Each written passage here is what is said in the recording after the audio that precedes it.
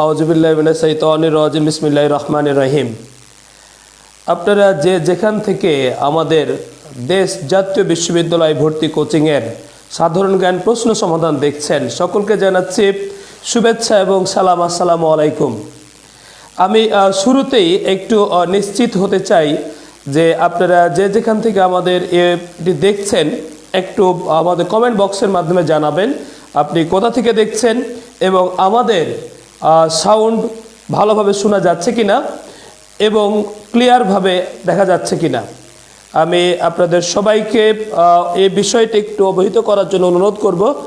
জসিম, তুমি আমাকে এখানে করো একটা, আপনারা যদি একটু ইনফর্ম করেন তাহলে এটা শোনা যাচ্ছে কিনা বা দেখা যাচ্ছে কিনা আমরা শুরু করব।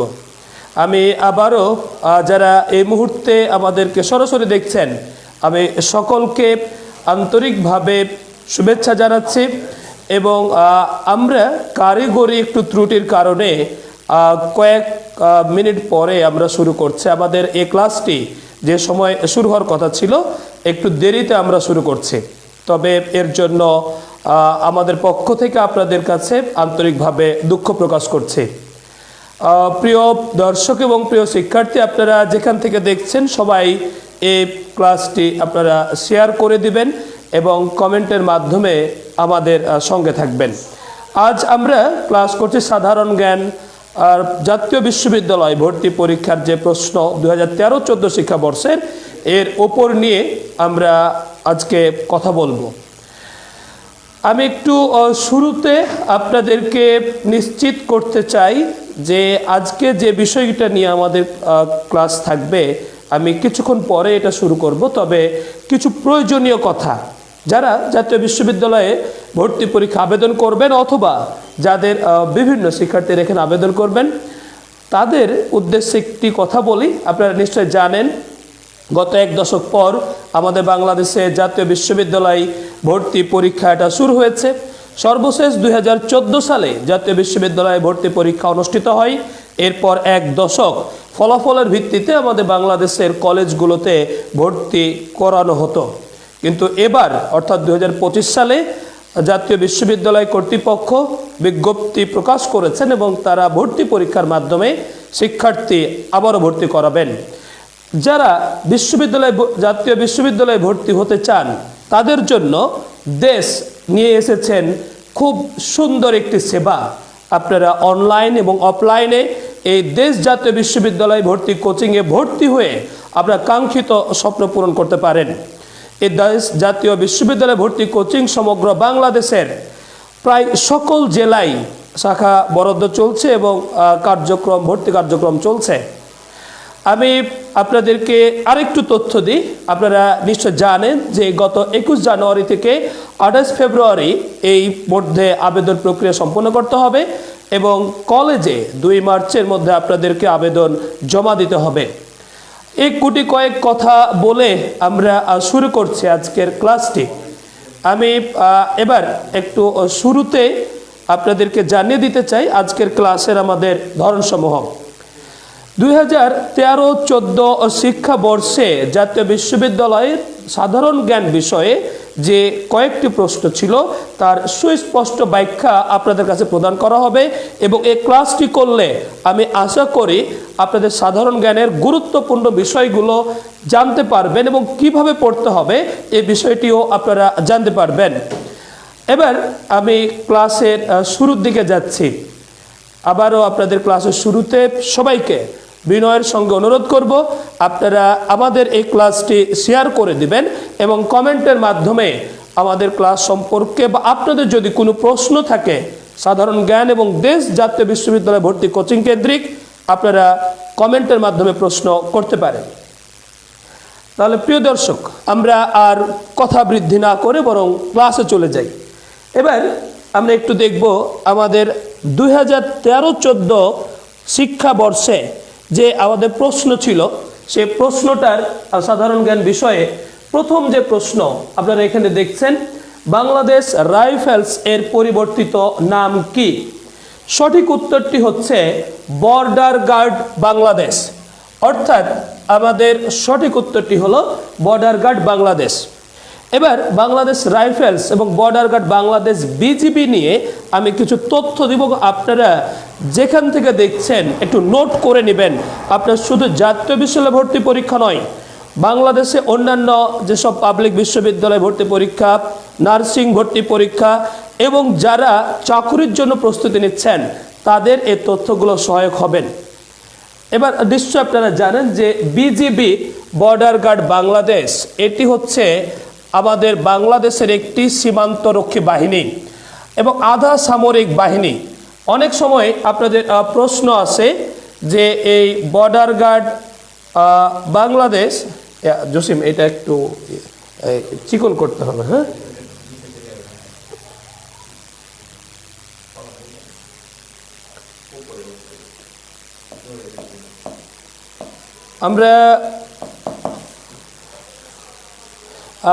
আমি একটু আপনাদেরকে এই বর্ডার আমরা ক্লাসের যে বিষয়গুলো নিয়ে আমরা একটু কথা বলি। যে বিজিবি রয়েছে এটি আমাদের বাংলাদেশের সীমান্তের অতন্ত্র প্রহরী। এই বিজিবি অর্থাৎ এটা একেবারে চিকন হয়ে গেছে রে ভাই।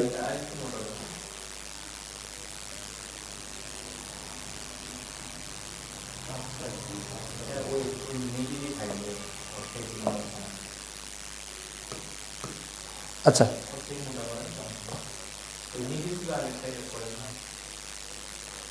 আমাদের একটু হচ্ছে এটা ঠিক আছে। আমরা একটু সবাই এবার লক্ষ্য করে, আমি সবার কাছে আন্তরিকভাবে আমাদের কারিগরি সেটআপের জন্য দুঃখ প্রকাশ করছি। এবার একটু আমরা খেয়াল করি, বিজিবি অর্থাৎ বর্ডার গার্ড বাংলাদেশ এটি আমাদের বাংলাদেশের সীমান্ত রক্ষী বাহিনী।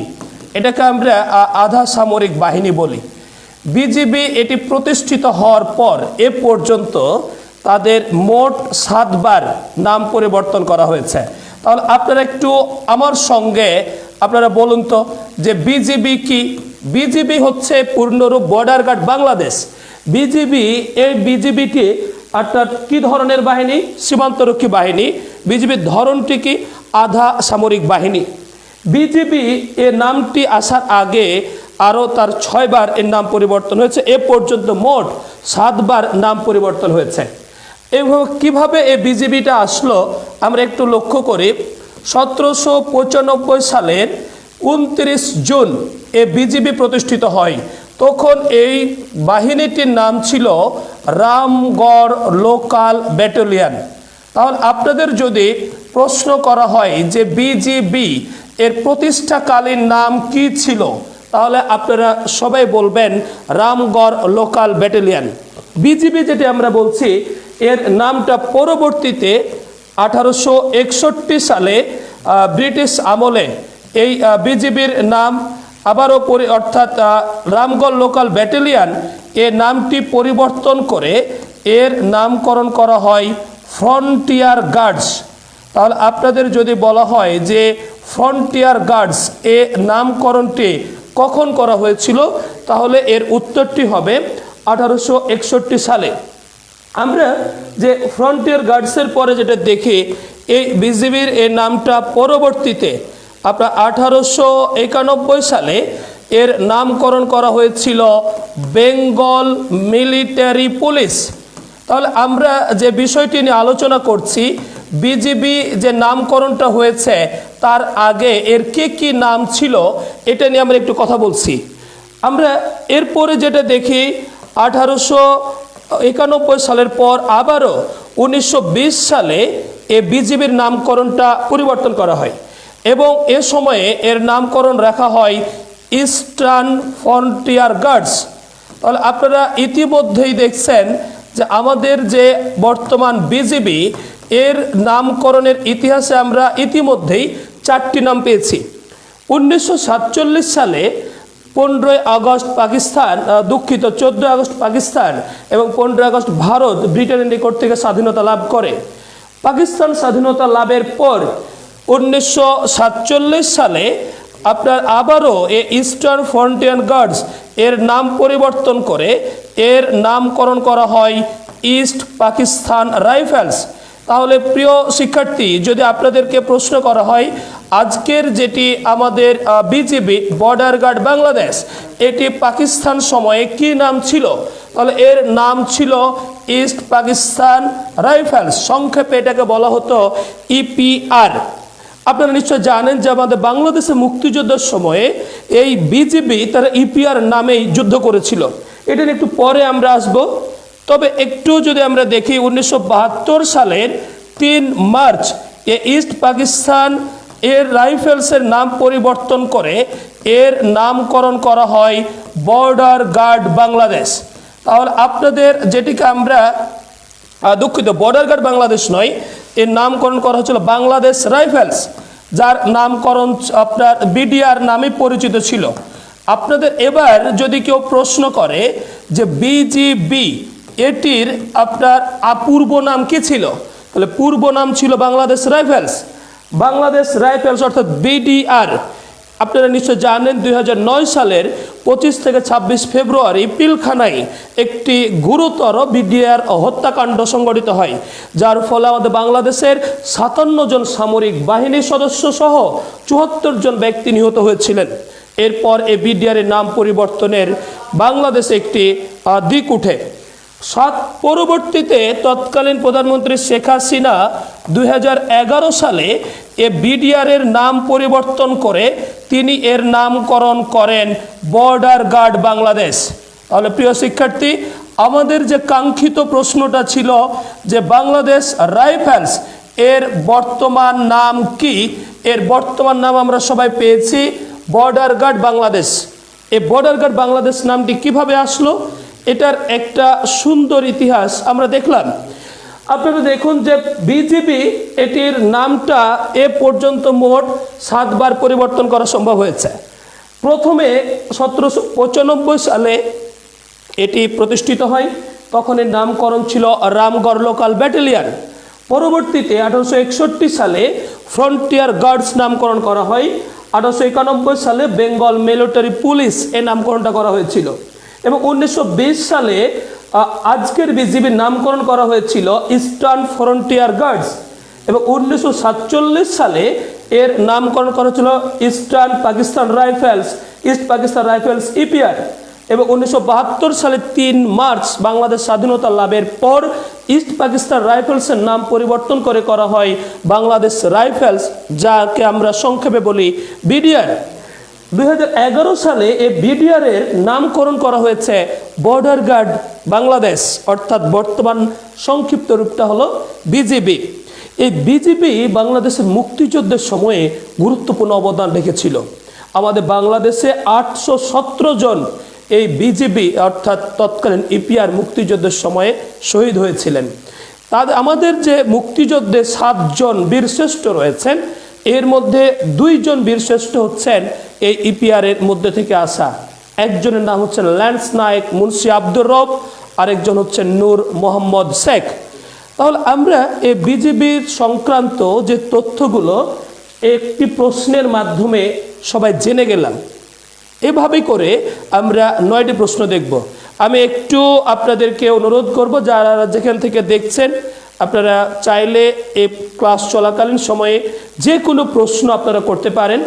সঙ্গে আপনাদের কাছে বিনয়ের সঙ্গে একটি অনুরোধ থাকছে যে আপনারা আমাদের এই ক্লাসটি শেয়ার করে দিবেন এবং জাতীয় বিশ্ববিদ্যালয় ভর্তি পরীক্ষার্থীদের কাঙ্ক্ষিত প্রতিষ্ঠান দেশ জাতীয় বিশ্ববিদ্যালয় ভর্তি পরীক্ষার ব্যানারে আমাদের চলছে প্রশ্ন সমাধান ক্লাস। আজকের বিষয় সাধারণ জ্ঞান। এবার আমরা দ্বিতীয় প্রশ্নে চলে যাব। জসিম, কি প্রশ্ন আসলে আমাকে একটু বলো। হ্যাঁ, আমরা এবার একটু দ্বিতীয় প্রশ্নটা একটু দেখব আমরা সবাই। দ্বিতীয় যে প্রশ্নটা আমরা একটু দেখি, যে প্রশ্নটি আমাদের এখানে আছে এটি হচ্ছে অতীশ দীপঙ্কর বাংলাদেশের কোন জেলায় জন্মগ্রহণ করেন? আপনারা দেখতে পাচ্ছেন এটি জাতীয় বিশ্ববিদ্যালয় ভর্তি পরীক্ষা 2013-14 শিক্ষাবর্ষে অর্থাৎ প্রশ্নটি এসেছিল। অতীশ দীপঙ্কর এর সঠিক উত্তরটা কে বলতে পারে? আমি একটু আপনাদেরকে একটু জানাতে চাচ্ছি যে এই সঠিক উত্তর কে বলতে পারে, একটু জানাবেন। আচ্ছা, আমি বলে দিচ্ছি, এর সঠিক উত্তরটা হচ্ছে মুন্সিগঞ্জ। অর্থাৎ আপনার অতীশ দীপঙ্কর জন্মগ্রহণ করেছিলেন মুন্সিগঞ্জে। এবার আমরা এই অতীশ দীপঙ্কর সম্পর্কে কিছু তথ্য আপনাদেরকে দিতে চাই, যাতে করে প্রশ্ন সমাধানের সঙ্গে আপনাকে ভবিষ্যতে এই অতীশ দীপঙ্কর থেকে যেসব পরীক্ষায় প্রশ্ন আসতে পারে যেন আপনি জানতে পারেন। অতীশ দীপঙ্কর তিনি একজন বৌদ্ধ পণ্ডিত এবং বৌদ্ধ ধর্ম প্রচারক ছিলেন।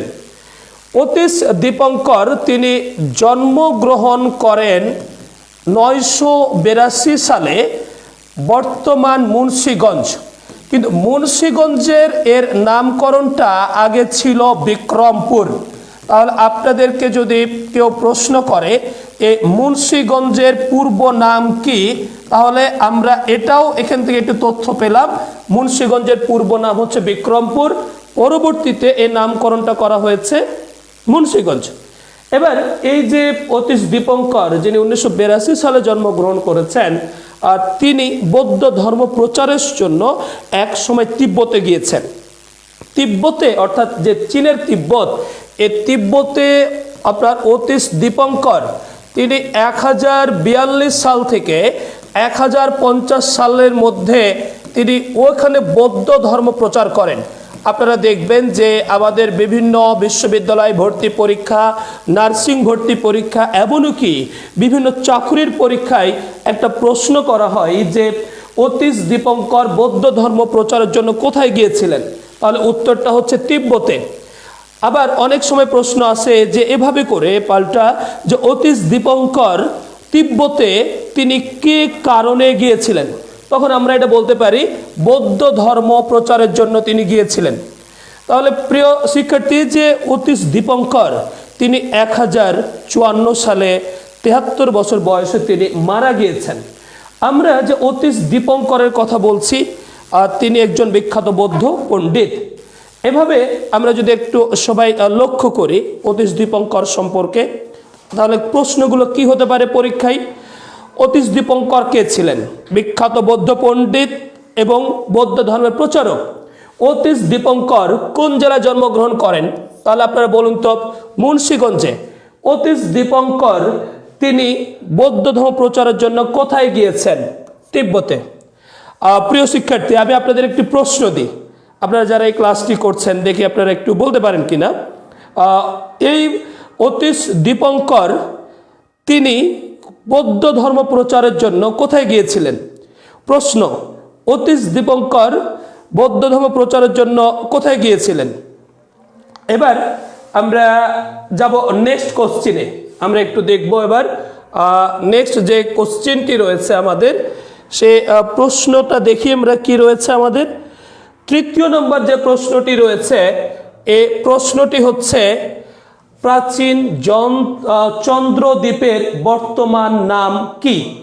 আপনারা দেখছেন যে এটি জাতীয় বিশ্ববিদ্যালয় যে ভর্তি পরীক্ষা 2013-14 এই প্রশ্নটি এখানে এসেছে। অপশনগুলো দেখেন, হাতিয়া যেটি বর্তমান নোয়াখালীর একটি উপজেলা, নীলগিরি এটি আমাদের বাংলাদেশের একটি বিখ্যাত পর্যটন কেন্দ্র যেটি বান্দরবানে রয়েছে, সন্দ্বীপ এটি একটি বিখ্যাত উপজেলা এবং বাংলাদেশের প্রথম সমুদ্র উপকূলীয় বন্দর যেটি রয়েছে চট্টগ্রামে, এবং বরিশাল আমাদের বাংলাদেশের 5ম বিভাগ। অর্থাৎ তাহলে এই অপশনগুলোর মধ্যে সঠিক উত্তর কি হতে পারে? প্রাচীন চন্দ্রদ্বীপের বর্তমান নাম হচ্ছে বরিশাল। তাহলে আপনারা সঠিক উত্তরটি পেয়ে গেলেন। এবারে আমরা একটু ব্যাখ্যা দেখব। দেখেন, বরিশাল যেটা, এটার পূর্ব নাম এর আগেও কয়েকটা ছিল। অর্থাৎ বরিশালের পূর্ব নাম সর্বপ্রথম ছিল বাকলা, বাকলার পরে এর নামকরণ করা হয়েছে চন্দ্রদ্বীপ। তাহলে আপনাদের দুইটি এখানে অপশন আছে। তাহলে বরিশালের পূর্ব নাম কি? প্রথমে ছিল বাকলা, বাকলা থেকে হয়েছে চন্দ্রদ্বীপ। এখন অনেকে বলবেন যে আপনি তো একটু কনফিউশন করে দিলেন আমাদের, দুইটা বললেন, একটা হচ্ছে বাকলা, একটা চন্দ্রদ্বীপ, দুটোই যদি অপশনে থাকে আমি কোনটা অ্যান্সার করব?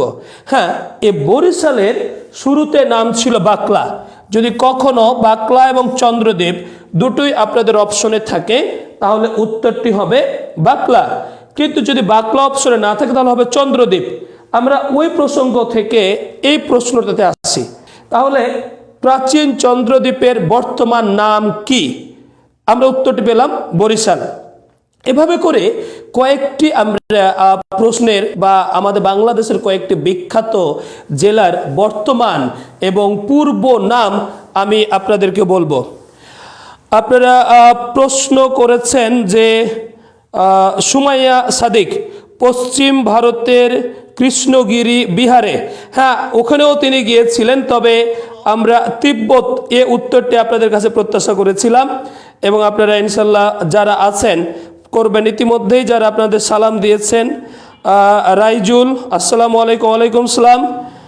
মুহাইমিনুল শব্দ করছে, হ্যাঁ এটা আপনার আশা করা যায় ঠিক হয়েছে, এরপরে আশা করা যায় এরকম হবে না। আপনারা যারা যেখান থেকে দেখছেন একটু আমাদের সঙ্গে লাইভে থাকবেন এবং একটু শেয়ার করে দিবেন। এবার আমরা একটু দেখি আমাদের এই প্রাচীন চন্দ্রদ্বীপের যে বর্তমান যে নামটা রয়েছে বরিশাল, এই বরিশাল ছাড়াও আমাদের বাংলাদেশে কয়েকটি গুরুত্বপূর্ণ স্থান এবং শহরের নামগুলো আমরা দেখব। যেমন রাজশাহী, আমরা যদি দেখি রাজশাহী, আমি একটু আপনাদের এখানে বোঝার সুবিধার্থে প্রথমে বর্তমান নাম এবং বাম দিকে আমি আপনাদের লিখে দিচ্ছি পূর্ব নাম। অর্থাৎ দেখেন রাজশাহী এই বিভাগীয় শহরটির পূর্ব নাম হচ্ছে রামপুর বলিয়া। আপনারা দেখবেন যে আমাদের বিভিন্ন অ্যাডমিশনে অথবা আপনার বিভিন্ন চাকরির পরীক্ষায় এ প্রশ্নটা আসে যে রাজশাহীর পূর্ব নাম কি, রামপুর বলিয়া। এরপরে যদি আমরা দেখি চট্টগ্রাম, এটিও আমাদের বাণিজ্যিক রাজধানী বাংলাদেশের। চট্টগ্রামের পূর্ব নাম হচ্ছে শায়েস্তাগঞ্জ এটি, তবে যেটি পূর্ব নাম সবচাইতে বেশি পরিচিত বা ইসলামাবাদ, এটি আপনাদের পরীক্ষায় সবচেয়ে বেশি প্রশ্ন আসে। তাহলে যদি আপনাদের কেউ প্রশ্ন করে চট্টগ্রামের পূর্ব নাম কি, আপনারা উত্তর করবেন ইসলামাবাদ। এরপরে আমরা দেখি সিলেট। সিলেট এর পূর্ব নাম কয়েকটি রয়েছে। সিলেটের শুরুতে সিলেট যে প্রাচীনকালে শ্রীহট্ট নামে পরিচিত ছিল, শ্রীহট্টর পর এর নামকরণ আপনার করা হয় সুলতানি আমলে জালালাবাদ।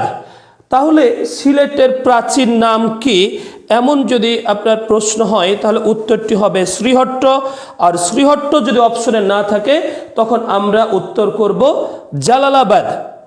এভাবে করে যদি আমরা দেখি আমাদের ঢাকা, ঢাকা এর নামকরণের আগে সুবেদার ইসলাম খান এর নামকরণ করেছিলেন জাহাঙ্গীরনগর বা ঢাকা, এটিকে অনেক সময় বঙ্গ নামেও পরিচিত।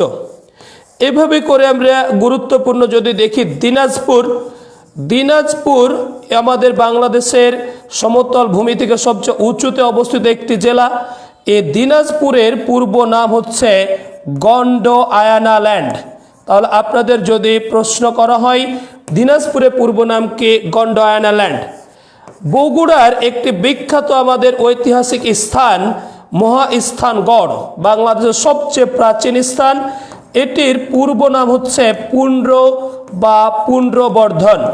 প্রিয় শিক্ষার্থী, আপনারা যারা এখন দেখছেন এবং পরবর্তীতে যারা দেখবেন, একটা বিষয় আপনারা নিশ্চিত হন যে আমরা শুধু প্রশ্ন সমাধান করছি না, প্রশ্ন সমাধানের সঙ্গে ওর আলোকে যে গুরুত্বপূর্ণ বিষয় এগুলো আপনাদের এখানে আলোকপাত করছি। তাহলে যদি আমরা দেখি জাতীয় বিশ্ববিদ্যালয় 2013-14 শিক্ষাবর্ষে ভর্তি পরীক্ষার প্রশ্নটি ছিল সাধারণ জ্ঞান অংশের প্রাচীন চন্দ্রদ্বীপের বর্তমান নাম কি। তাহলে এটির উত্তর হচ্ছে আপনার বরিশাল। কিন্তু বরিশালের চন্দ্রদ্বীপ ছাড়াও আরেকটা প্রাচীন নাম ছিল আগে, বাকলা, এটাও আমরা জানলাম। এবং এর সঙ্গে কয়েকটি গুরুত্বপূর্ণ স্থানের বর্তমান এবং পূর্ব নাম এটা আমরা জানলাম। আমি একটু আপনারা যারা দেখছেন তাদের জন্য আমি একটি প্রশ্ন এখানে ছুড়ে দিচ্ছি এবং আপনাদেরকে কাছ থেকে একটা উত্তর প্রত্যাশা করছি।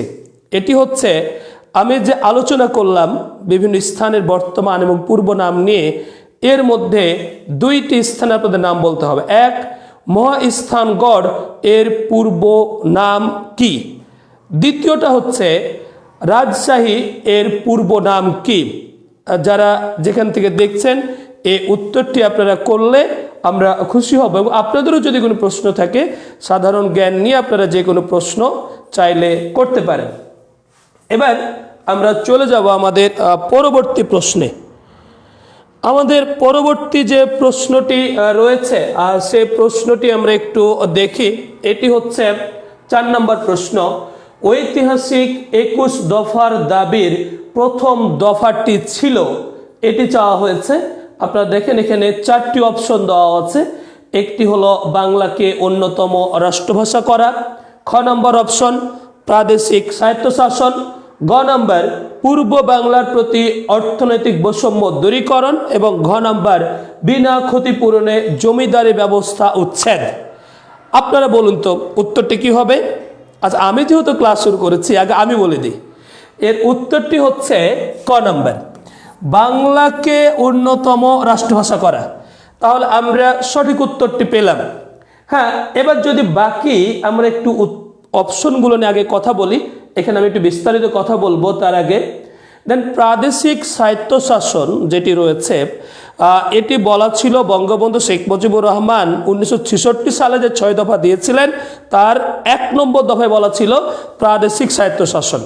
তাহলে প্রাদেশিক স্বায়ত্তশাসন আলোচনাটি এসেছে 6 দফার মাধ্যমে। এরপরে ঘ নম্বরে পূর্ব বাংলার প্রতি অর্থনৈতিক বৈষম্য দূরীকরণ, এর দাবিগুলো আমাদের বিভিন্ন আন্দোলনের পরিপ্রেক্ষিতে হয়েছে, তবে 6 দফা বা 21 দফা এরকম দফায় এ দাবিটা নির্দিষ্টভাবে করা হয়নি। তবে এটি একটি গুরুত্বপূর্ণ আমাদের কারণ ছিল পাকিস্তানের নিকট থেকে স্বাধীনতা লাভের পিছনে। ঘ নম্বরে যেটি আছে বিনা ক্ষতিপূরণে জমিদারি ব্যবস্থা উচ্ছেদ, এটি হচ্ছে 21 দফার 2 নম্বর দফা। এটি যেমন 21 দফার 1 নম্বর দফা আর এটি হচ্ছে 2 নম্বর দফা। আর তাহলে আপনারা যেটা প্রশ্ন উত্তরটা পেলেন যে ঐতিহাসিক 21 দফার প্রথম দফাটি হচ্ছে বাংলাকে অন্যতম রাষ্ট্রভাষা করা। এবার আমরা একটু আলোচনা করি 21 দফাটা কি বা কোথা থেকে আসলো। নিশ্চয় আপনারা জানেন যে 1954 সালে পূর্ব বাংলার প্রাদেশিক পরিষদের নির্বাচন অনুষ্ঠিত হয়। 1954 সালে যে পূর্ব বাংলার প্রাদেশিক পরিষদ নির্বাচন হয়, এ নির্বাচনে জয়লাভ করেছিল যে রাজনৈতিক জোট, এর নাম হচ্ছে যুক্ত ফ্রন্ট। তাহলে যুক্ত ফ্রন্ট এটি একটি রাজনৈতিক জোটের নাম। যুক্ত ফ্রন্ট এর রাজনৈতিক জোট গঠনের সিদ্ধান্ত হয়েছিল 14 নভেম্বর 1953 সালে।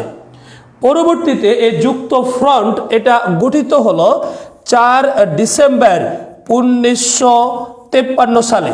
তাহলে যদি আপনাদেরকে প্রশ্ন করা হয় যে যুক্ত ফ্রন্ট কখন গঠিত হয়, তাহলে উত্তরটি হবে 4 ডিসেম্বর 1953 সালে। যুক্ত ফ্রন্টে কতটি রাজনৈতিক দল নিয়ে গঠিত ছিল এটা নিয়ে একটু বিতর্ক আছে। আমরা যদি দেখি সচরাচর সব জায়গাতে যে আমরা প্রশ্নটা দেখি সেটি হলো যুক্ত ফ্রন্টে রাজনৈতিক দলের সংখ্যা ছিল 4টি। আমাদের বাংলাদেশের স্বাধীনতার যুদ্ধের যে দলিলপত্র, এখানেও বলা আছে যুক্ত ফ্রন্টের রাজনৈতিক দল সংখ্যা ছিল 4টি।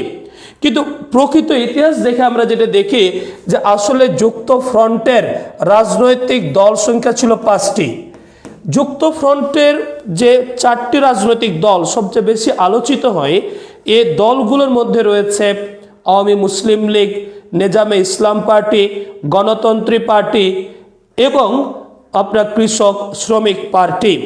তবে যে দলটি কেউ কেউ এখানে অন্তর্ভুক্ত করেন, কেউ অন্তর্ভুক্ত করেন না, এই 5ম রাজনৈতিক দলটি ছিল খেলাফতে রাব্বানি এই দলটি। তাহলে আমরা এখান থেকে যে প্রশ্নগুলো জানতে পারলাম, যুক্ত ফ্রন্ট কি একটি রাজনৈতিক জোটের নাম, যুক্ত ফ্রন্ট কখন গঠিত হয় 4 ডিসেম্বর 1953 সালে, যুক্ত ফ্রন্টের রাজনৈতিক দলের সংখ্যা কতটি, আমরা এটাই অ্যান্সার করব 4টি।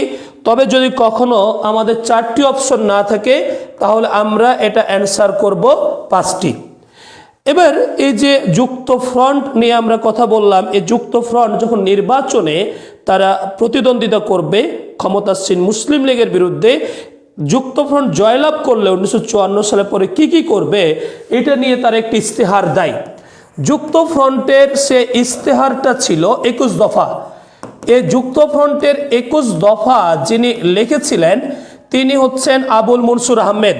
এই 21 দফার 1 নম্বর দফাতে বলা হয়েছে আপনার বাংলাকে অন্যতম রাষ্ট্রভাষা করা। তাহলে এখান থেকে আমরা দুইটা তথ্য জানলাম যে যুক্তফ্রন্টের নির্বাচন ইস্তেহার কত দফা ছিল, 21 দফা। আবার এই 21 দফার 1 নম্বর দফাটা কি ছিল, বাংলাকে অন্যতম রাষ্ট্রভাষা করা। তাহলে যুক্তফ্রন্ট যেহেতু নির্বাচনের কথা বলছি আমরা, ওই নির্বাচনে আপনার যারা ভোট দিয়েছিলেন এই ভোটারদের ন্যূনতম বয়স ছিল 21 বছর। প্রিয় শিক্ষার্থী, আপনারা জানেন যে আমাদের বাংলাদেশে বর্তমান ভোটার হতে হলে আপনার ন্যূনতম বয়স প্রয়োজন 18 বছর, কিন্তু এখন হ্যাঁ এটি 17 বছর করার কথা আমাদের প্রধান উপদেষ্টা সুপারিশ করেছিলেন, জানি না পর কি হতে পারে, তবে বর্তমানে 18 বছর আছে। তবে যুক্তফ্রন্ট যখন হয়েছিল তখন এখানে আপনার বয়স ছিল 21 বছর। এবার যদি আমরা দেখি এই যুক্তফ্রন্ট যে নির্বাচন হয়, এ নির্বাচনে 1954 সালে যুক্তফ্রন্ট রাজনৈতিক জোট তারা মুসলিম আসন লাভ করেছিল 223টি, অমুসলিম আসন পেয়েছিল 13টি, দিয়ে যুক্তফ্রন্ট মোট আসন লাভ করেছিল 236টি। তাহলে আমি অনেকগুলো প্রশ্নের এখানে আপনাদের উত্তর অবতারণা করলাম। তাহলে আমরা একটু খেয়াল করে দেখি যুক্তফ্রন্ট এটা কিসের নাম, রাজনৈতিক জোটের নাম। যুক্তফ্রন্ট কখন গঠিত হয়, 4 ডিসেম্বর 1953 সালে। যুক্তফ্রন্ট কয়টি রাজনৈতিক দল নিয়ে গঠিত হয়, 4টি। অনেক সময় আপনাদের 4টি অপশন না থাকলে আপনি অ্যান্সার করবেন 5টি। আমি ব্যাখ্যা দিয়েছি, আপনারা চাইলে একটু শুনে নিতে পারেন। যুক্তফ্রন্ট নির্বাচন ইস্তেহার ছিল কত দফার, 21 দফা। যুক্তফ্রন্ট ভোটারদের ন্যূনতম বয়স কত বছর, 21 বছর। আর যুক্তফ্রন্টের আপনার নির্বাচন 1954 সালে পূর্ব বাংলার প্রাদেশিক নির্বাচনে যুক্তফ্রন্ট মুসলিম আসন পায় 223টি এবং অমুসলিম আসন আমরা যেটাকে বলি এটি তারা পেয়েছিল 13টি। আর যুক্তফ্রন্ট মোট আসন পেয়েছিল 236টি। তো প্রিয় শিক্ষার্থী, আমি আপনাদেরকে কিছু প্রশ্ন কথা বলেছিলাম, আমি একটু দেখি আপনারা এটা কে কে দিয়েছেন। বেশ কয়েকজন, সুমাইয়া সাদিক, আপনাকে অসংখ্য ধন্যবাদ, আপনি সঠিক উত্তর দিয়েছেন যে রাজশাহীর পূর্ব নাম হচ্ছে রামপুর বলিয়া এবং আপনার মহেস্থানগড়ের পূর্ব নাম হচ্ছে পুন্ড্র বা পুন্ড্রনগর। তাহলে আমরা এখান থেকেও বেশ কিছু জিনিস জানতে পারলাম এই যুক্তফ্রন্ট থেকে। আমি একটু দেখতে চাই যারা যেখান থেকে দেখছেন এটাকে আপনারা একটু সবাই শেয়ার করে দিবেন যারা অন্যরাও দেখতে পারে। এবং আরেকটা আমরা যে প্রশ্নটি আলোচনা করলাম এটা নিয়ে একটু তথ্য আপনাদেরকে আমি জিজ্ঞাসা করতে চাই, কে এটার উত্তর দিতে পারেন। একটি হচ্ছে আমাদের যুক্তফ্রন্ট বাংলাদেশের রাজনীতিতে খুবই গুরুত্বপূর্ণ এবং বাংলাদেশের ইতিহাসে খুবই গুরুত্বপূর্ণ। প্রশ্ন হলো যুক্তফ্রন্ট কখন গঠিত হয়, অর্থাৎ কত সালে গঠিত হয়, শুধু সালটা বলতে হবে। আর যুক্তফ্রন্টের নির্বাচনে ইস্তেহার ছিল কত দফা, আপনারা কে এটা পারেন একটু আপনারা বলবেন। আমরা এই 31 মিনিট ক্লাস নিয়ে ফেলেছি, তো আমরা একটু খুব দ্রুত আমরা একটু প্রশ্ন সমাধানগুলোতে যাব। আমরা পরবর্তী একটু প্রশ্নে যাই। সে প্রশ্নটি হচ্ছে আমাদের যেটি ছিল জাতীয় বিশ্ববিদ্যালয় ভর্তি পরীক্ষায় 2013-14-তে, যে অসমাপ্ত আত্মজীবনী গ্রন্থের লেখককে। অসমাপ্ত আত্মজীবনী গ্রন্থের লেখককে আপনার এখানে অপশন 4টি দেওয়া আছে, আবুল মনসুর আহমেদ, আবুল কালাম শামসুদ্দিন, শেখ মুজিবুর রহমান এবং আখতারুজ্জামান ইলিয়াস। এর মধ্যে সঠিক উত্তরটি হলো শেখ মুজিবুর রহমান। তাহলে অসমাপ্ত আত্মজীবনী গ্রন্থের লেখককে যদি এ প্রশ্নটির আসে আমাদের, তাহলে উত্তরটি হচ্ছে শেখ মুজিবুর রহমান। হ্যাঁ, অনেকের কাছে বলছেন তো এটা তো এখন আর আসবে না, না এগুলো আমাদের ইতিহাসের অনুষঙ্গ, এটাকে অস্বীকার করে দেশের ইতিহাস রচনা সম্ভব নয়। তার মানে এটাও আমাদের এখন জানতে হবে। আমরা একটু দেখি অসমাপ্ত আত্মজীবনী এই গ্রন্থটি 2012 সালে প্রকাশিত হয় এবং এই গ্রন্থটির 1920 সাল থেকে 1955 সাল পর্যন্ত আলোচনা করা হয়েছে। অসমাপ্ত আত্মজীবনী ছাড়াও বঙ্গবন্ধু শেখ মুজিবুর রহমানের আরও 2টি বিখ্যাত গ্রন্থ রয়েছে নিজ হাতে তিনি লিখেছেন। একটির নাম হলো কারাগারের রোজনামচা আর একটির নাম হচ্ছে আমার দেখা নয়াচিন। আমরা যদি অন্যান্য অপশনগুলো নিয়ে কথা বলি, আবুল মনসুর আহমেদ, আপনারা নিশ্চয় জানেন যে আবুল মনসুর আহমেদের খুব বিখ্যাত একটি গ্রন্থের নাম হচ্ছে আসমানি পর্দা, ফুড কনফারেন্স এবং আয়না, এগুলো হচ্ছে আবুল মনসুর আহমেদের বিখ্যাত আপনার গ্রন্থ। তাছাড়া তার ইতিহাস ভিত্তিক একটি বিখ্যাত গ্রন্থ রয়েছে। এই গ্রন্থটির নাম হচ্ছে আপনার শেরে বাংলায় ফজলুল হক হতে বঙ্গবন্ধু শেখ মুজিবুর রহমান পর্যন্ত। আর সবচেয়ে যেটি বিখ্যাত আবুল মনসুর আহমেদের যে গ্রন্থটি আমাদের বিভিন্ন পরীক্ষায় আসে, এই গ্রন্থটির নাম হলো আমার দেখা রাজনীতির 50 বছর। কিছু মনে পড়ছে? যারা চাকরির পরীক্ষা দেন, বিভিন্ন বিশ্ববিদ্যালয়ে ভর্তি পরীক্ষা দিবেন, তারা এটি লিখে রাখতে পারেন যে এই প্রশ্নটা আপনাদের আগামীতে আসবে, এবং আগামীকাল ঢাকা বিশ্ববিদ্যালয়ে যে ভর্তি পরীক্ষা সেখানে এটি আসতে পারে। তাহলে আমার দেখা রাজনীতির 50 বছর, এই গ্রন্থের লেখককে আবুল মনসুর আহমেদ।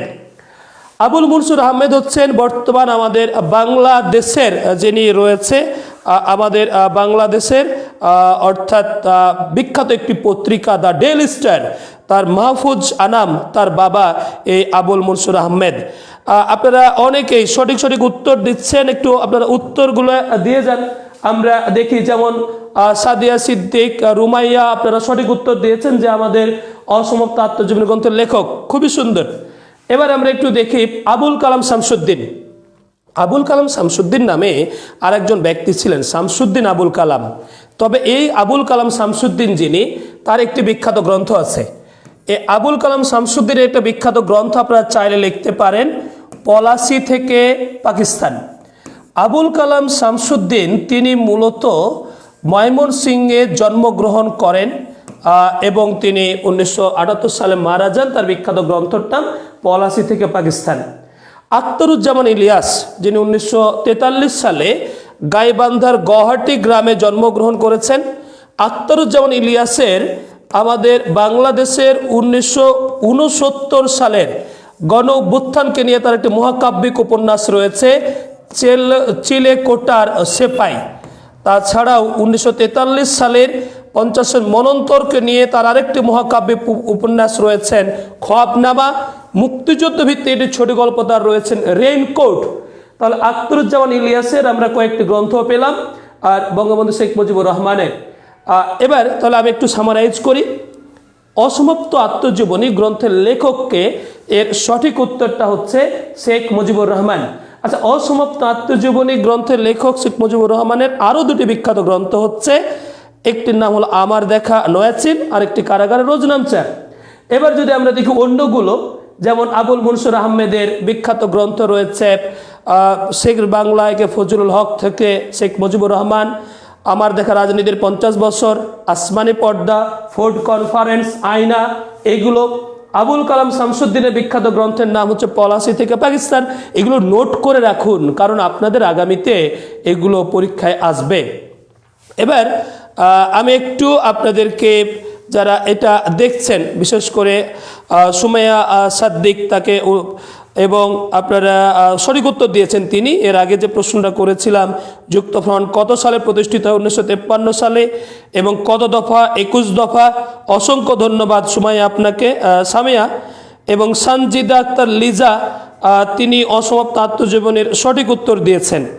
আমি আপনাদের কাছ থেকে আরেকটু প্রত্যাশা করব, যারা এখান থেকে দেখছেন তারা আপনারা আমাদের আবারও এখানে যুক্ত হয়ে আপনারা এই সমাধান ক্লাসটি করুন, যেন জাতীয় বিশ্ববিদ্যালয়ে ভর্তি পরীক্ষার প্রশ্ন কেমন হয় এটা নিয়ে আমি একটু শেষে আপনাদেরকে কথা বলবো, যেন আপনারা ভালোভাবে দিতে পারেন। আচ্ছা, গত প্রশ্ন যেটা করলাম, এটাতে একটা প্রশ্ন দিই আপনাদের, দেখি মনে আছে কিনা। বলেন তো, আমার দেখা রাজনীতির 50 বছর এর লেখককে? আমার দেখা রাজনীতির 50 বছর লেখককে সংক্ষিপ্ত বললেই আমরা এটা ধরে নিব। এবার একটু 6 নম্বর প্রশ্নে আসি আমরা, আর 4টি আমাদের প্রশ্ন রয়েছে। স্বাধীন বাংলাদেশকে স্বীকৃতি দানকারী প্রথম রাষ্ট্র, এটির নাম। এখানে একটা ইন্টারেস্টিং ঘটনা দেখেন। এই প্রশ্নটা 2013 সালে হয়েছে, কিন্তু তখন পর্যন্ত কিন্তু স্বাধীন বাংলাদেশকে স্বীকৃতি দানকারী রাষ্ট্রের নাম ছিল ভারত। কিন্তু আমরা যখন 2025 সালে এসে কথা বলছি, তখন আমাদের এটির কিন্তু উত্তরটা ভারত নয়। উত্তরটা কি হবে দেখি, কে বলতে পারে? উত্তরটা কি হবে, কে বলতে পারে? আচ্ছা, এটা যদি আপনারা দেখি কে বলতে পারে, ওটা উত্তর কে হবে? ইসরাত জাহান, আপনি বলছেন ভুটান। খুবই সুন্দর। ভুটান আমি একটু পরে বলবো। আপনি সানজিদ আক্তার লিজা, তিনি বলছেন উত্তর গ। সাইমা উর্মি, তিনি বলছেন উত্তর গ। নাটোরের বললতা সেনও আমাদের এটি দেখছেন, অসংখ্য ধন্যবাদ, তিনি বলছেন উত্তর গ। সঠিক উত্তর অবরনীল কাব্য, তিনি বলছেন ভুটান। খুবই সুন্দর। সাবিয়া ইসলাম পলি, তিনি বলছেন গ।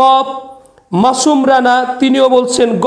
আমি এ পর্যন্ত যাদের উত্তর পেয়েছি সবাই আপনারা সঠিক উত্তর দিচ্ছেন। আমি আরেকটু আপনাদের কাছ থেকে এটি এবার একটু আলোচনায় যাই আমরা, যেন আপনাদের আগামীতে এটা সুবিধা হয়।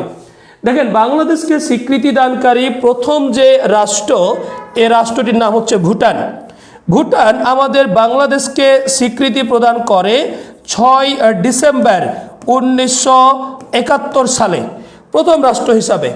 ভারত আমাদের বাংলাদেশকেও স্বীকৃতি প্রদান করে 6 ডিসেম্বর 1971 সালে। কিন্তু এটা নিয়ে আমি একটু ব্যাখ্যায় যাব, সময়ের তারতম্য আছে। জুথি মুনি, তিনি উত্তর দিয়েছেন সঠিক উত্তর গ। মুনজিল ইসলাম মাইসা, তিনিও বলেছেন উত্তর গ, সঠিক উত্তর। এবং আমি একটু অপশনগুলো নিয়ে কথা বলি, আপনারা আমাদের সঙ্গে থাকুন। এবং যদি আপনারা আরেকটু বিস্তারিত জানতে চান, একটু আপনারা লক্ষ্য করেন। যেমন সোভিয়েত ইউনিয়ন, তারা আমাদের বাংলাদেশকে স্বাধীন রাষ্ট্রের স্বীকৃতি প্রদান করেছে 30 জানুয়ারি 1972 সালে। শ্রীলঙ্কা যে দেশটি আমাদের দক্ষিণ এশিয়ার দেশ, শ্রীলঙ্কা এই দেশটা তারা আমাদের স্বীকৃতি প্রদান করেছে মূলত 4 মার্চ 1972 সালে।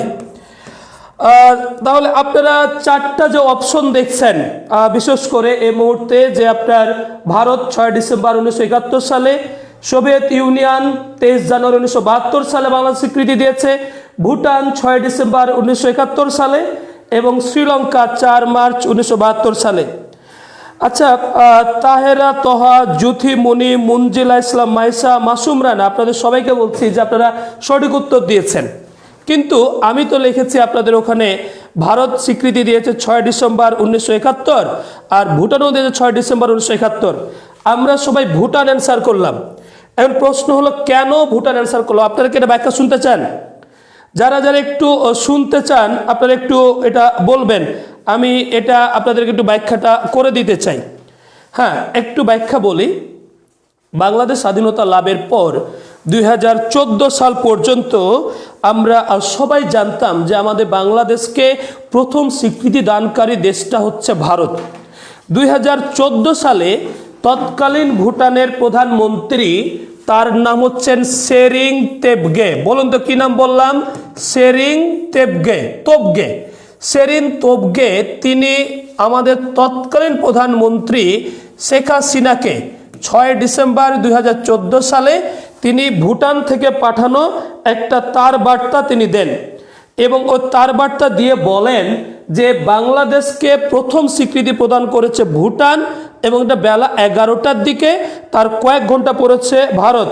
হ্যাঁ, মাসুম রেজা, জুথি মুনি, রাফি উজ্জমান, আপনারা সবাই শুনতে চেয়েছেন, খুবই ভালো। আপনারা আর একটু আমাদের এই ক্লাসটি দেখেন, আমি একটু ব্যাখ্যাটা বলি। তাহলে প্রথম যেটা ভুটান যে স্বীকৃতি দিল, এর প্রথমটা আসলো ভুটানের প্রধানমন্ত্রী সেরিং তেবগের নিকট থেকে 6 ডিসেম্বর 2014 সালে। তিনি বাংলাদেশের প্রধানমন্ত্রী শেখ হাসিনার কাছে গিয়ে বললেন যে আমরা প্রথম স্বীকৃতি দিয়েছি। পরবর্তীতে একদিন পরেই তো আমাদের বাংলাদেশের তৎকালীন পররাষ্ট্র সচিব শহীদুল হক, সাংবাদিক সম্মেলন করে 8 ডিসেম্বর 2014 সালে বললেন বাংলাদেশকে প্রথম স্বীকৃতি প্রদান করেছে ভুটান। এবার আমরা পেলাম মূলত সংবাদ সম্মেলন ও তার বার্তা উপহার মাধ্যমে। পরবর্তীতে 2017 সালে আমাদের জাতীয় সংসদে আপনার প্রশ্ন উত্তর পর্বে তৎকালীন পররাষ্ট্র মন্ত্রী আবুল হাসান মাহমুদ আলী, বাংলাদেশের গত সরকারের তিনি অর্থমন্ত্রী ছিলেন, আবুল হাসান মাহমুদ আলী, তিনি বললেন যে 28 ফেব্রুয়ারি 2017 সালে বাংলাদেশকে প্রথম স্বীকৃতি প্রদান করেছে ভুটান। তার মানে হলো যখন জাতীয় সংসদে একটা কথা বলা হয় এবং এক্সপান্স করা হয় না, তখন আমাদের ধরে নিতে হয় এটি একেবারে অ্যাপ্রোপ্রিয়েট। তাহলে আমরা এখন জানলাম এরপর থেকে বাংলাদেশকে প্রথম স্বীকৃতি প্রদানকারী দেশটির নাম হচ্ছে ভুটান। এরপর থেকে আমরা দেখেছি ভুটানের সাথে বিভিন্ন দ্বিপাক্ষিক সফর এবং চুক্তিতে আমাদের বাংলাদেশ থেকে বরাবর বলা হয়েছে বাংলাদেশের স্বীকৃতি দানকারী প্রথম দেশ হচ্ছে ভুটান, আর দ্বিতীয় দেশটি হচ্ছে ভারত। এবার আমি একটু আপনাদের রিপিট করতে চাই এবং এখান থেকে একটু কিছু প্রশ্ন আপনাদের জন্য থাকবে, আপনারা একটু দেখেন ক্লিয়ার হয়ে আমরা। তাহলে বাংলাদেশকে প্রথম স্বাধীন রাষ্ট্রের স্বীকৃতি প্রদান করে কোন দেশ? উত্তরটি হচ্ছে ভুটান। কখন করে? 6 ডিসেম্বর 1971 সালে। এবং ভারত দ্বিতীয় দেশ হিসাবে বাংলাদেশকে স্বীকৃতি প্রদান করে 6 ডিসেম্বর 1971 সালে, তবে ভুটানের স্বীকৃতি দেওয়ার কয়েক ঘন্টা পরে। ব্যাখ্যাটা আপনারা শুনে নিতে পারেন। অপশনগুলোর মধ্যে যেটা রয়েছে, সোভিয়েত ইউনিয়ন, এর বর্তমান নাম হচ্ছে রাশিয়া, তারা বাংলাদেশ স্বীকৃতি প্রদান করে 23 জানুয়ারি 1972 সালে। অপশন ঘতে রয়েছে শ্রীলঙ্কা, তারা বাংলাদেশকে স্বীকৃতি প্রদান করে 4 মার্চ 1972 সালে। আমাদের বাংলাদেশকে এ পর্যন্ত পৃথিবীর 150টি দেশ স্বীকৃতি প্রদান করেছেন। 150টি দেশের গুরুত্বপূর্ণ যে দেশগুলো স্বীকৃতি প্রদান করা, এটা আমি এক নজরে বলে দিচ্ছি, আপনারা চাইলে একটু লিখে নিতে পারেন। এটি হচ্ছে, যেমন প্রথম স্বীকৃতি দিয়েছে ভুটান, দ্বিতীয় স্বীকৃতি দিয়েছে ভারত, প্রথম মুসলিম রাষ্ট্র হিসাবে বাংলাদেশকে স্বীকৃতি প্রদান করেছে সেনেগাল। আপনারা একটা জিনিস খেয়াল করেন তো, এই যে গত যে মেডিকেল পরীক্ষাটা হয়ে গেল আমাদের বাংলাদেশে গত শুক্রবার, এই মেডিকেল ভর্তি পরীক্ষায় একটা প্রশ্ন ছিল, বাংলাদেশকে স্বীকৃতি প্রদানকারী প্রথম মুসলিম দেশটির নাম কি? উত্তরটি হচ্ছে সেনেগাল।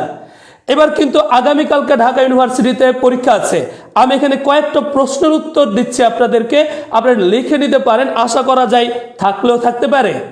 তাহলে বাংলাদেশকে প্রথম মুসলিম রাষ্ট্র হিসাবে স্বীকৃতি দিল সেনেগাল, কিন্তু যদি প্রশ্ন হয় প্রথম আরব রাষ্ট্র হিসাবে বাংলাদেশকে স্বীকৃতি প্রদান করেছে কোন দেশ, তখন উত্তরটি হবে আপনার ইরাক। কারণ সেনেগাল আফ্রিকা মহাদেশের দেশ, আরব রাষ্ট্র নয়। ইরাক হচ্ছে আরব রাষ্ট্র।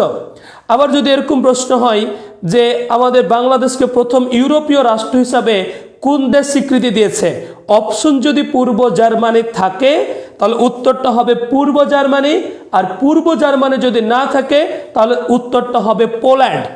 পূর্ব জার্মানি এবং পোল্যান্ড দুটোই থাকলে উত্তরটা হবে পোল্যান্ড। হ্যাঁ, আপনারা প্রশ্ন করতে পারেন, যে কোনো আমি একটু পরে উত্তর দেব।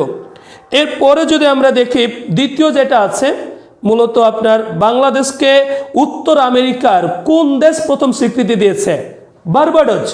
দক্ষিণ আমেরিকা মহাদেশের কোন দেশ বাংলাদেশকে প্রথম স্বীকৃতি দিয়েছে? ভেনেজুয়েলা। ওশেনিয়া মহাদেশের কোন দেশ বাংলাদেশকে প্রথম স্বীকৃতি প্রদান করেছে?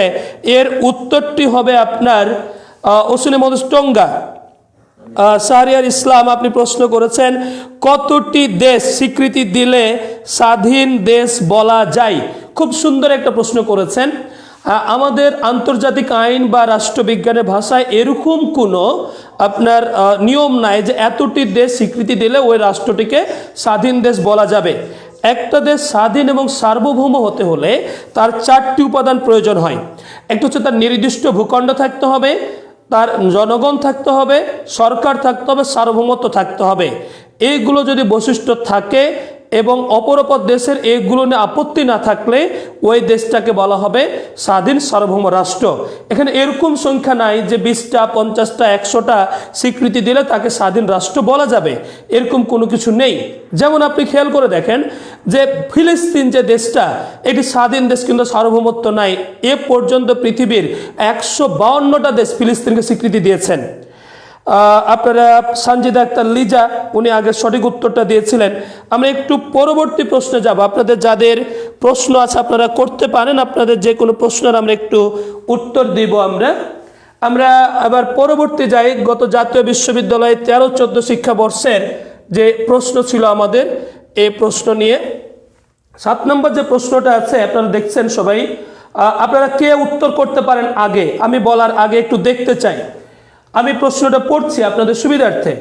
আমাদের দেশে সংবিধানের যে সংশোধনীর দ্বারা তত্ত্বাবধায়ক ব্যবস্থা বাতিল করা হয়েছে, এটা কে উত্তর করতে পারে, কে পারে দেখি একটু।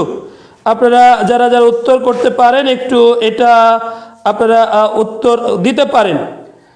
ক নম্বর অপশনে আছে দ্বাদশ সংশোধনী, খ নম্বরে আছে ত্রয়োদশ সংশোধনী, এবং গ নম্বরে আছে আপনাদের চতুর্দশ সংশোধনী, এবং ঘ নম্বরে আছে পঞ্চদশ সংশোধনী। আমাদের রাহি তিনি ক্লাসের আমাদের প্রশংসা করেছেন, অসাধারণ ক্লাস। জহুরুল ইসলাম রাহি, আপনাকে অসংখ্য ধন্যবাদ দেখার জন্য। এবার আমি একটু আপনাদের কাছ থেকে উত্তরটা প্রত্যাশা করি, কে পারে এটা উত্তর দিতে। আমরা একটু দেখি, এটা উত্তর যেটি হচ্ছে আপনার মূলত সংবিধানের যে সংশোধনী দ্বারা তত্ত্বাবধায়ক ব্যবস্থা বাতিল করা হয়েছে, এটি হলো পঞ্চদশ। এটি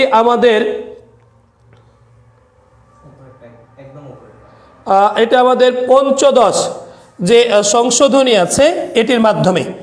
পঞ্চদশ সংশোধনী এটি মূলত করা হয় 30 জুন 2011 সালে। এখানে পঞ্চদশ সংশোধনীর মাধ্যমে এটা আপনার বাংলাদেশের তত্ত্বাবধায়ক সরকার ব্যবস্থা বাতিল করা হয়েছিল। তাছাড়া যদি আমরা একটু দেখি, আমি একটু বলে দিই কখন এটা করা হয়েছে। দ্বাদশ সংশোধনী এটি করা হয়েছে 1991 সালে। ত্রয়োদশ সংশোধনীর মাধ্যমে তত্ত্বাবধায়ক ব্যবস্থা যুক্ত করা হয়েছিল 27 মার্চ 1997 সালে। আর চতুর্থ সংশোধনী এটি 16 মে 2004 সালে এই চতুর্দশ সংশোধনী করা হয়েছিল। তাহলে তত্ত্বাবধায়ক ব্যবস্থাটা আনা হয়েছিল ত্রয়োদশ 13তম সংবিধান সংশোধনীর মাধ্যমে, এবং চতুর্দশ সংশোধনীর মাধ্যমে পঞ্চদশ সংশোধনীর মাধ্যমে 2011 সালে বাতিল করা হয়েছে। আমি যে প্রশ্নের উত্তরটা সুমাইয়া সাদিক, সানজিদা আক্তার, লিজা আপনারা সঠিক উত্তর দিয়েছেন, এজন্য আপনাদেরকে অসংখ্য ধন্যবাদ। কিন্তু এবার একটু আমরা ব্যাখ্যাটা দেখি যেখান থেকে আপনাদের প্রশ্ন হতে পারে, কারণ এটি আমাদের একটা আলোচিত বিষয়। তত্ত্বাবধায়ক সরকারটা কি? তত্ত্বাবধায়ক সরকার এর ইংরেজি প্রতিশব্দ হলো কেয়ারটেকার গভর্নমেন্ট। আমাদের বাংলাদেশের এক সংসদ থেকে আরেক সংসদের নির্বাচনের সময়ের মধ্যবর্তী সময়ে যে সরকার ব্যবস্থা পরিচালিত হয়েছে 1990-এর দশকে এবং 2021 শতাব্দীর প্রথম দশকে, এটা ছিল তত্ত্বাবধায়ক সরকার। এই তত্ত্বাবধায়ক সরকার গঠিত হতো 10 জন উপদেষ্টা এবং 1 জন প্রধান উপদেষ্টা সমন্বয়ে। তাদের মূল দায়িত্ব ছিল নির্বাচন পরিচালনা করা। 1996 সালে আপনার 7ম জাতীয় সংসদ নির্বাচন সাংবিধানিক তত্ত্বাবধায়ক সরকারের অধীনে প্রথম হয়েছিল।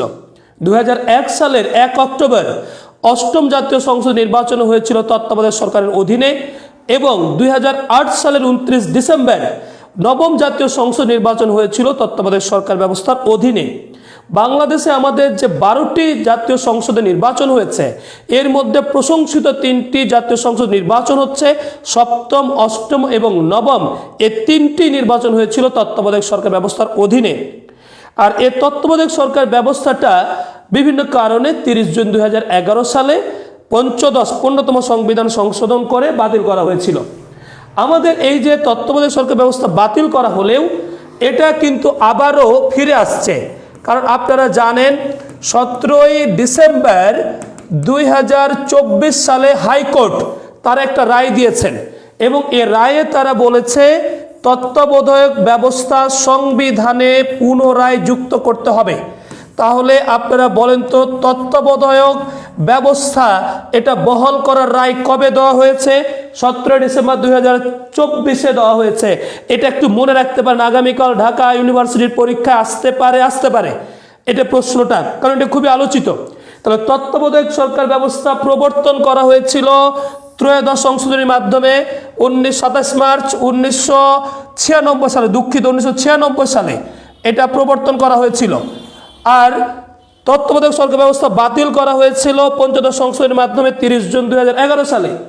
বাংলাদেশের তত্ত্বাবধায়ক সরকার ব্যবস্থা এটি পুনরায় হাইকোর্টের মাধ্যমে পুনর্বহাল করা হয়েছে 17 ডিসেম্বর 2024, এবং এটা আগামী সংসদে করা হবে। তাহলে আমি একটু আপনাদেরকে একটু উত্তর আপনাদের কাছ থেকে জানি। তবে যারা দেখছেন, বিশেষ করে সুমাইয়া সাদিক, সাহারিয়ার, সানজিদা, ইসরাত, আপনাদেরকে একটু ক্লাসটা শেয়ার করে দিতে বলবো। বিশেষ করে তারা নিয়মিত ক্লাস করেন, খুবই ভালো। আপনারা একটু ক্লাসটা শেয়ার করে দিবেন। এবার আমরা একটু দেখি, একটা প্রশ্ন দিই আপনাদেরকে যে আলোচনার মধ্য থেকে, যে আমাদের বাংলাদেশে কোন সংশোধনীর মাধ্যমে তত্ত্বাবধায়ক ব্যবস্থা চালু করা হয়েছিল? বাংলাদেশে কোন সংবিধান সংশোধনীর মাধ্যমে তত্ত্বাবধায়ক ব্যবস্থা চালু করা হয়েছিল? এটা আপনারা এবার যিনি পারবেন জাস্ট খালি ডিজিটটা লিখবেন, দেখি কে এটা উত্তর করতে পারে। এবার আমরা একটু পরবর্তী প্রশ্নে যাব আমরা খুবই দ্রুততার সাথে। এটি হলো 8 নম্বর প্রশ্ন। এরপর আর 2টি প্রশ্ন রয়েছে। স্বল্পদৈর্ঘ্য ছায়াছবি গেরিলা এর নির্মাতা অর্থাৎ পরিচালককে? এটি আমাদের জাতীয় বিশ্ববিদ্যালয় ভর্তি পরীক্ষা 2013-14-তে এসেছে। এখানে 4টি অপশন দেওয়া আছে, যিনি পারবেন জাস্ট খালি সংখ্যাটা লিখতে হবে, উত্তরটা কি হবে। এখানে অপশনগুলো আছে তানভীর মোকাম্মেল, তারেক মাসুদ, জহির রায়হান এবং নাসিরউদ্দিন ইউসুফ। তাহলে এর মধ্যে উত্তরটা কি হবে, কে পারে দেখি। আমি একটু আপনারা এটা বলার আগে আমি বলি, গেরিলা এই চলচ্চিত্রটি মুক্তি পায়, আমি উত্তরটা আপনাদের কাছে জানার জন্য আমি বললাম না, তার আগে গুরুত্বপূর্ণ কিছু তথ্য দিয়ে দিই। চলচ্চিত্রটি মুক্তি পায় মূলত 14 এপ্রিল 2011 সালে। আমাদের বাংলাদেশে গত 1 দশকের যে আলোচিত চলচ্চিত্রগুলো রয়েছে তার মধ্যে এটা একটা। এরপরে আমি আপনাদের এই যে চলচ্চিত্রটি এই 2011 সালে মুক্তি পেল, এটি সৈয়দ শামসুল হকের একটি বিখ্যাত গ্রন্থ রয়েছে। এ বিখ্যাত গ্রন্থ নিষিদ্ধ লোবান এ অনুসরণ করে এটা লেখা হয়েছে। তাহলে আপনাদেরকে যদি প্রশ্ন করা হয় যে গেরিলা চলচ্চিত্রটি এটা আপনার কোন অনুসরণ করে বা আপনার কার গ্রন্থ অনুসারে নির্মিত হয়েছে, সেটি হচ্ছে সৈয়দ শামসুল হকের নিষিদ্ধ লোবান, তার এটা অনুসরণ করে হয়েছে। এরপরে আপনারা যদি দেখি যে এই চলচ্চিত্রটিতে যারা অভিনয় করেছেন এদের মধ্যে বিখ্যাত অভিনেত্রী জয়া আহসান, অভিনেতা হচ্ছেন ফেরদৌস আহমেদ, তাছাড়া এটিএম শামসুজ্জামান, শতাব্দী ওয়াদুদ, রাইসুল ইসলাম আসাদের মতো অভিনেতারা এই চলচ্চিত্রে অভিনয় করেন। হ্যাঁ, আমি একটু আপনাদেরকে বলছি, এই যে স্বল্পদৈর্ঘ্য ছায়াছবি গেরিলা এর নির্মাতা হচ্ছেন নাসিরউদ্দিন ইউসুফ। তাহলে এর চলচ্চিত্রের পরিচালক কে হলেন? নাসিরউদ্দিন ইউসুফ। গেরিলা চলচ্চিত্রটি 2011 সালে বেশ কিছু আন্তর্জাতিক পুরস্কার পায়। এর মধ্যে রয়েছে 16তম আন্তর্জাতিক চলচ্চিত্র উৎসব কেরালায়, এখানে শ্রেষ্ঠ ছবির পুরস্কার পান। কলকাতায় আন্তর্জাতিক চলচ্চিত্র উৎসব 2011, এখানেও তারা শ্রেষ্ঠ পুরস্কার পায়। 2011 সালে আমাদের বাংলাদেশের জাতীয় চলচ্চিত্র যে পুরস্কার দেওয়া হয়েছিল এটাও পেয়েছেন। আপনারা বেশ কয়েকজন উত্তর দিয়েছেন, বিশেষ করে সানজিদা আক্তার লিজা, অসংখ্য ধন্যবাদ, আপনি সঠিক উত্তর দিয়েছেন। নাসিরউদ্দিন ইউসুফ, ইসরাত জাহান, আপনি একটু কারেকশন করে নেবেন, তারেক মাসুদ নয়। গেরিলা চলচ্চিত্রটি এটি আপনার যিনি পরিচালনা করেছেন তিনি হলেন নাসিরউদ্দিন ইউসুফ। আর নাসিরউদ্দিন ইউসুফের আরেকটা বিখ্যাত চলচ্চিত্র আছে মুক্তিযুদ্ধ ভিত্তিক পরিচালনা, 71-এর যিশু। তবে আমি একটু বলি, যেমন তানভীর মোকাম্মেল, তার একটি বিখ্যাত চলচ্চিত্রের নাম হলো চিত্রা নদীর পাড়ে। তারেক মাসুদের অনেকগুলো চলচ্চিত্র রয়েছে, মুক্তির গান, মুক্তির কথা, এসব চলচ্চিত্র তিনি নির্মাণ করেছেন।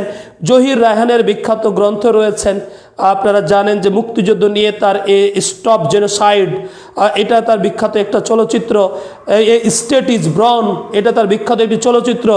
তাছাড়া বাংলাদেশের ভাষা আন্দোলনকে নিয়ে যিনি সর্বপ্রথম চলচ্চিত্র নির্মাণ করেছিলেন তার নাম জহির রায়হান এবং চলচ্চিত্রটির নাম হলো জীবন থেকে নেওয়া। আপনারা এই অপশন থেকে অনেকগুলো উত্তর পেয়েছেন। আমি দেখি আপনাদের যারা এটি করছেন সবাই একটু শেয়ার করে দিবেন। আমাদের আর কয়েকটি মাত্র ক্লাস, এর মধ্যে দিয়ে আমাদের শেষ হবে। আমরা একটু দেখি 9 নম্বর প্রশ্ন, আজকের শেষের আগেরটা আমরা চলে আসছি। মুক্তিযুদ্ধের ওপর সেপ্টেম্বর অন যশোর রোড কবিতাটি কার লেখা? এটা যদি আমরা দেখি, এটি জাতীয় বিশ্ববিদ্যালয় ভর্তি পরীক্ষা 2013-14 শিক্ষাবর্ষে এসেছেন। এটা কে বলতে পারে? আমাদের 1971 সালে মুক্তিযুদ্ধের সময় বিদেশিদের অনেক অবদান রয়েছে। এই অনেক অবদানগুলোর মধ্যে একটি হচ্ছে আপনার এই বিদেশি একজন লেখক, মার্কিন যুক্তরাষ্ট্রের একজন বিখ্যাত কবি, যিনি সেপ্টেম্বর অন যশোর রোড কবিতাটি লিখেছিলেন।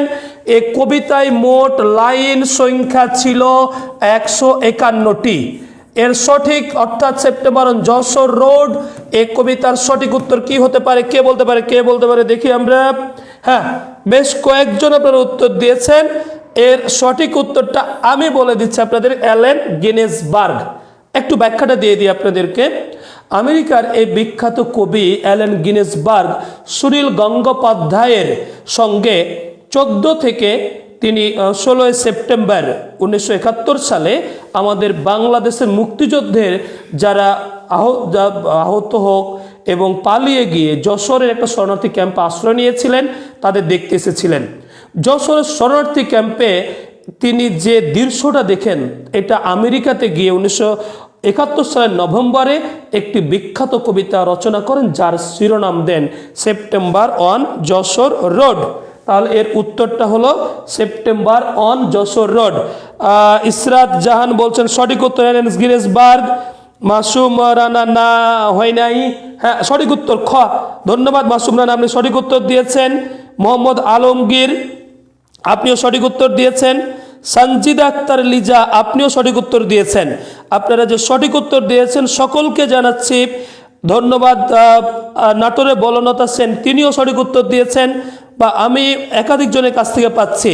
তাহলে আমরা একটু জানলাম সেপ্টেম্বর অন যশোর রোড এটি মুক্তিযুদ্ধ ভিত্তিক কবিতা এবং এর রচয়িতা হচ্ছেন অ্যালেন গিনেসবার্গ। আমরা একটা লাস্ট কোশ্চেন, এবং খুব ইন্টারেস্টিং একটা কোশ্চেন, যেটা থেকে আপনাদের আগামী কাল যে পরীক্ষাটা হবে আপনার ন্যাশনাল ইউনিভার্সিটির, এখানে পরীক্ষায় আপনাদের প্রশ্ন থাকতে পারে। এটা নিয়ে আমরা একটা যাব। আমরা 10 নম্বর প্রশ্ন, শেষের যে প্রশ্ন, নিম্নের কোনটি সাংবিধানিক প্রতিষ্ঠান? এটির উত্তর যারা যারা দিতে পারে তারা দিবেন। তবে আমি উত্তরটি বলার আগে কিছু সাংবিধানিক প্রতিষ্ঠানের নাম আপনাদেরকে আমি লিখে দিচ্ছি আমাদের বাংলাদেশের। এগুলো সাংবিধানিক প্রতিষ্ঠান হচ্ছে আমাদের জাতীয় সংসদ, এছাড়া আমরা যদি দেখি আমাদের বিচার বিভাগ অর্থাৎ সুপ্রিম কোর্ট, এটি আমাদের সাংবিধানিক প্রতিষ্ঠান অর্থাৎ বাংলাদেশের সর্বোচ্চ আদালত সুপ্রিম কোর্ট, এটিও আমাদের সাংবিধানিক প্রতিষ্ঠান। প্রশাসনিক ট্রাইব্যুনাল, এটি আমাদের সাংবিধানিক প্রতিষ্ঠান। এছাড়াও আমি একটু সঠিক উত্তর কে পারে আমাদের 10 নম্বরের সঠিক উত্তরটা বলতে একটু দেখতে চাই। আর এটা আমি সঠিক উত্তরগুলো দেওয়ার আগে বাংলাদেশের অন্যান্য যে সব সাংবিধানিক প্রতিষ্ঠান রয়েছে এর নামগুলো আমি লিখে দিচ্ছি আপনাদেরকে। এ নামগুলো আমি লিখে দিচ্ছি, আপনারা একটু চাইলে নোট করে নেবেন। আপনারা চাইলে একটি নোট করে নেবেন।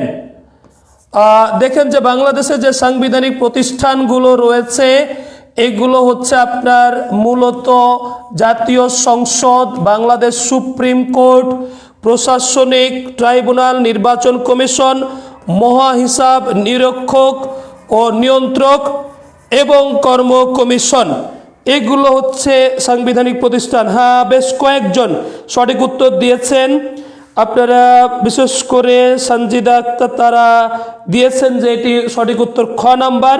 হ্যাঁ ঠিক আছে, অর্থাৎ নিম্নের কোনটি সাংবিধানিক প্রতিষ্ঠান? এটির সঠিক উত্তর হচ্ছে খ নাম্বার, অ্যাটর্নি জেনারেল।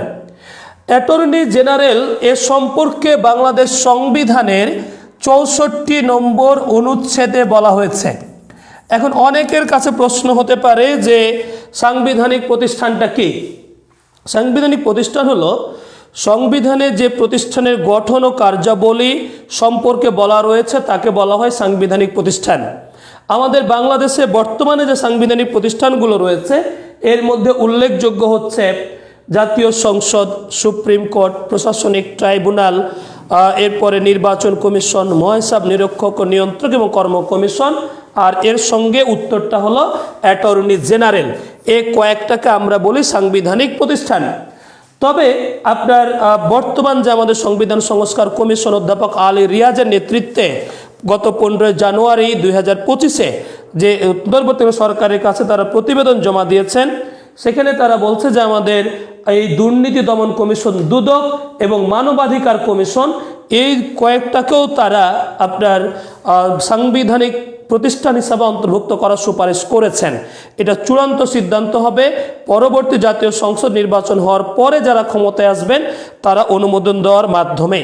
তাহলে বর্তমানে যে সাংবিধানিক প্রতিষ্ঠানগুলো রয়েছে, যে কয়েকটা আপনার এই নামগুলো এখানে লেখা রয়েছে, আপনারা সবাই নোট করে নিতে পারেন। তবে এর সঙ্গে আপনাদেরকে আমি একটু কিছু গিফট দিয়ে দিই। সাংবিধানিক পদ সমূহ, আমাদের বাংলাদেশে যেসব সাংবিধানিক পদ রয়েছে এইগুলো আমি এক নজরে বলছি, একটু নোট করে নেবেন আপনারা, খুবই গুরুত্বপূর্ণ। কারণ প্রশ্ন হয় অনেক সময় নিম্নের কোনটি সাংবিধানিক পদ বা নিম্নের কোনটি সাংবিধানিক পদ নয়, তাহলে আপনারা একটু এটা নোট করে নেন, খুবই গুরুত্বপূর্ণ।